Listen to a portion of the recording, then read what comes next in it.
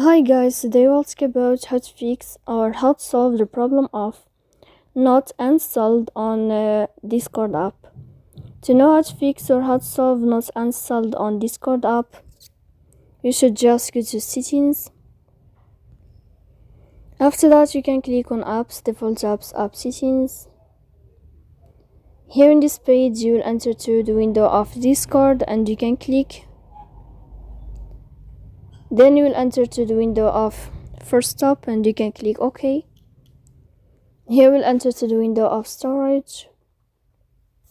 Then you can click clear cache. Don't click clear data because that can cause you errors on your app or can delete your account. In the end, you can turn on your airplane mode and you can turn off your airplane mode again.